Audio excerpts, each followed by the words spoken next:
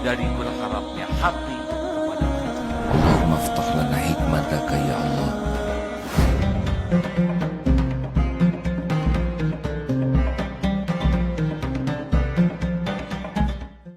Dah, sekarang kita terusin ya. Eh, jadi senang sekali itu kalau kita berbuat baik, kemudian mau ria, Allah mengingatkan. Itu nikmat itu. Karena ada orang yang hidupnya tuh pamer saja, segala dipamerin. Apapun dipamerin, beli ini dipamerin, dan itu khawatirnya mengedukasi orang jadi hedonisme, ya kan? Jadi padahal kan masyarakat yang ikut jadi subscribe atau apapun kan tentu saja rezekinya levelnya berbeda-beda. Nah, khawatirnya. Nah, sekarang apa yang paling penting nih sesudah diuji dengan banyak subscriber ini? Mau diapain itu sejumlah itu, An? Kalau saya itu malah terkadang benar kepikiran juga kalau saya tuh bilangnya semua itu titipan ya, Kang, benar-benar saya tuh nggak mau terbuai dengan apa yang namanya ini saya bilang dunia lah, benar-benar titipan. Misalkan orang, lo hebat ya, udah segini, titipan itu cuma. Jadi kalau misalkan suatu saat kehilangan, saya tuh tidak merasa ngerengek-rengek karena saya tidak mau istilahnya, karena banyak ya waktu dulu juga papa saya bilang, untungnya saya dibekalin sama keluarga saya itu agama yang saya bilang apapun dilariin sama agama, walaupun saya dulu bandel banget, dan memang ternyata ketika saya harus berubah tidak dengan orang lain, harus dari diri sendiri. Walaupun mau orang tua ngomong apa sama saya, ceramah sama saya berapa jam pun saya tidak ampuh sama sekali. Ketika saya membaca buku, barulah saya sadar ketika dibilang tujuan hidup itu adalah ketika semuanya itu adalah titipan anak, pun titipan harta, ibu, orang tua, yang ada cuma kita sama amal ibadah. Nah di situ saya langsung takut langsung mati. Saya setiap hari mikiran besok saya mati aja pokoknya. Nah saya Oh, mulai gitu itu, ya. Wah, iya, wah, wah, ini keren ini ya. Ini cerita nih ya, mumpung nyebut mati ya. Jadi memang, tapi ini bukan niat menggelincirkan hati ya. Ciri orang yang cerdas atau disebut akyas. Jadi kalau ingin tahu siapa orang yang cerdas, jangan lihat IQ-nya, jangan lihat gelarnya, tapi orang cerdas itu cirinya dua. Satu, banyak ingat mati, dan yang kedua, sibuk mempersiapkan untuk kehidupan sesudah mati. iya, Nah, jadi kalau bagus itu, bagus. Tidak banyak orang yang ingat mati, bagus. Dan itu diobrolin tidak hanya diri, ke istri, ke anak juga diajak ngobrol tentang kematian ini. Dan tidak horor, karena memang itu bisa terjadi kapanpun juga. Bisa lagi iya. bikin YouTube, ya nggak, tiba-tiba kepleset, apalah, sangat mudah lah kalau takdir mati. Jadi kalau Kalau saya ingat mati, terus jadi gimana kalau udah ingat mati tuh?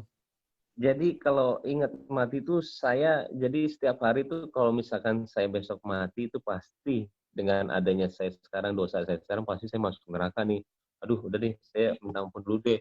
Sholatnya bisa kadang-kadang lama, makanya kadang-kadang kalau sholat mau cepet-cepet juga udah mikiran, itu orang-orang yang dikubur itu dia benar-benar mau balik lagi loh, cuman mungkin dengan satu waktu ini aja.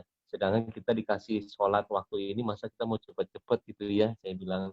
Akhirnya saya dengan sendirinya saya sujudnya lamain, baca ini juga lamain. Jadi saya selalu membalikan karena memang ya banyak sekali teman-teman saya yang meninggalnya mendadak, dan pasti ketika di bawah itu pasti dia bilang, karena sebenarnya yang diwajibkan itu sebenarnya kalau kita mikir itu ringan banget apa yang disuruh gitu loh.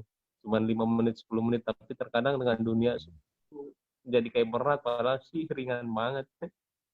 Itu sih yang saya benar-benar. Masya Allah, bagus, bagus itu. Udah punya kain kafan belum? Kain kapan belum. Nah, udah sekarang diukur ya, habis ini cari yang ahlinya, ukur kain kafannya, lalu siapin semua perlengkapannya, bungkus yang bagus, simpen di lemari.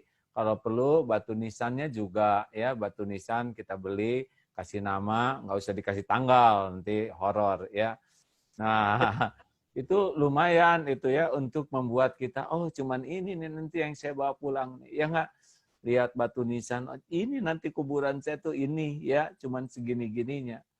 Nah, itu pemunah kecintaan kepada dunia. Walaupun dunia dikasih sehebat apapun, dah Allah yang ngebagiin ya. Dan Allah ngasih dunia ke kita tuh bukan karena kita pintar, kita enggak, karena Allah mau saja kasih ya. Kalau Allah mau bikin terkenal seseorang, bikin. Ada yang pengen terkenal habis-habisan tapi nggak ada takdirnya, nggak jadi. Ada yang nggak sengaja tiba-tiba terkenal saja ya.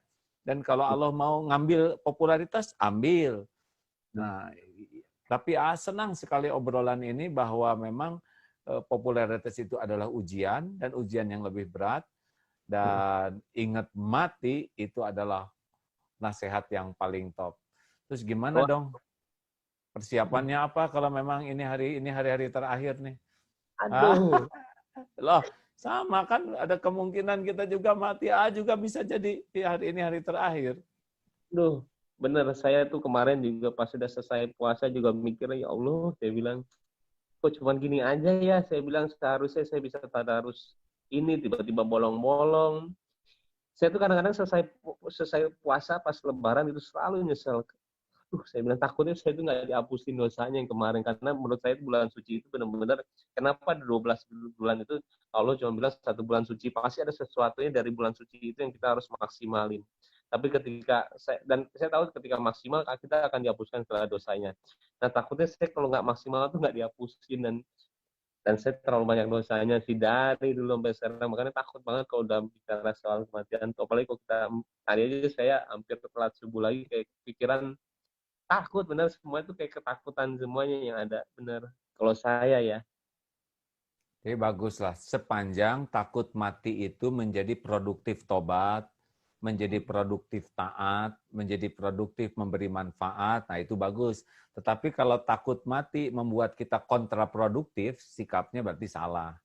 Jadi takut mati itu membuat kita menyiapkan diri dengan baik.